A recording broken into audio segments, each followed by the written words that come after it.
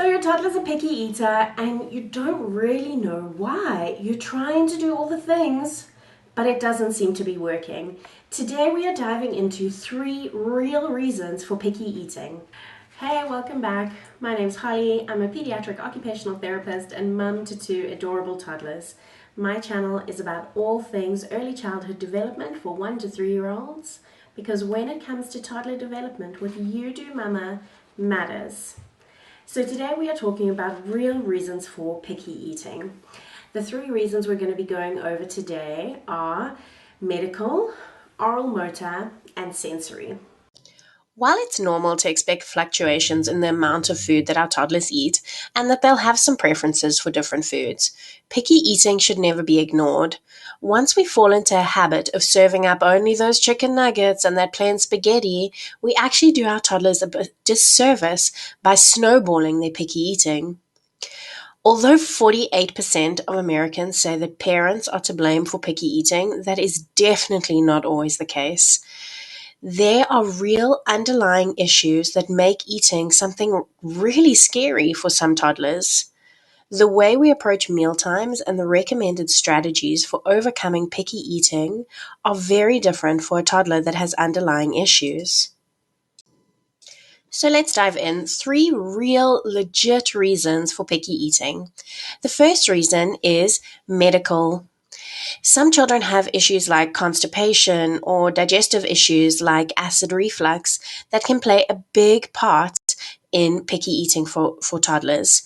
If you suspect that these are the underlying causes of your toddler's picky eating, I really recommend that you reach out to your pediatrician. When it comes to picky eating, we can't overlook the muscles and mechanics of the mouth, tongue, lips, and jaw in eating. We have over 50 muscles in our mouths and tons of nerves.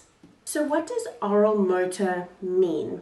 Oral meaning mouth and motor meaning movement. We would see these kind of problems presenting as either low muscle tone in the mouth area, or muscle weakness, or difficulty in coordinating the movements of the tongue, cheeks, and mouth together in the act of eating.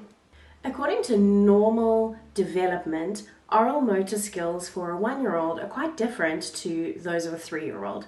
So for example, if you give a 1-year-old baby, a piece of steak, they're likely to just suck on it. Whereas if you give a 3-year-old a piece of steak, they're going to try and chew it and try and eat it. From a 1-year-old, we're expecting that they can eat wet or juicy foods like soup, and we're also expecting that they're able to chew foods that are a bit softer, like fruit or avocado, vegetables like broccoli, or a soft chicken drumstick. From around 16 months, a toddler becomes able to eat more complex foods. So for example, for a 16-month-old, we're looking that they can already bite into food, like biting into a sandwich. They are able to chew harder foods, like different types of vegetables and meats. They are also able to keep food inside of their mouths while they're eating. And at this age, we're expecting that they can eat a wide variety of textured foods. How can you tell if your toddler has oral motor difficulties? So I have 4 questions about this. The first one is, what does your toddler's mouth look like? Are their lips quite saggy? Do you find that their mouth is always open and maybe their tongue is hanging out a lot? Are they drooling? The second question is, how does your toddler eat? Do you find that they look like they're almost using their tongue more in the motion of chewing than their teeth? Does food often fall out of their mouths? Does your toddler take big bites and then seem to gag or choke on these big bites of food because they're not chewing them properly before swallowing? The next question is, what are they eating? Does your toddler prefer pureed foods or crunchy foods? Do you notice that if you give them a soft food or a pureed food, that they eat a lot more than if they're eating more textured food? How do they use their mouths in activities? So are they blowing bubbles? Are they blowing little balls with a straw? When they were under 2, were they putting a lot of toys inside their mouth or not? So if you answered yes to one or a few of these questions, that could show that perhaps your toddler does have oral motor difficulties. Remember, we're looking at this mainly for children that are under 16 months because that's kind of a turning point in terms of the textures and chewing ability that they have. But if that doesn't fully answer your question, I want you to click the link below and sign up for my free course on picky eating. Inside the course, we have a full checklist of oral motor skills that should be reached by different ages for toddlers. So, how can you help your toddler with oral motor difficulties?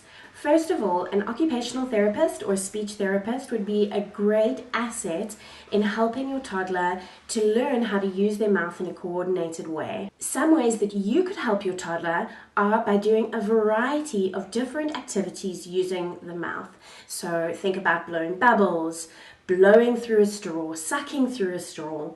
There's quite a few different mouthing toys that provide a vibration within the mouth, which are a great way to develop oral motor skills, and I'll have a link of those below. Think about blowing flutes, blowing whistles, those those blowing toys that you blow and then a ball floats in the air. Also, imitating different tongue movements is a great way to stimulate oral motor development, and I'll put a link of some great cards to do that below. So you don't think that your toddler has oral motor difficulties, but they are definitely a picky eater, and you really feel that it's an underlying issue and not just a power struggle. Stay tuned for my next video where we are diving into the sensory aspects of picky eating, as well as how you can best support your toddler.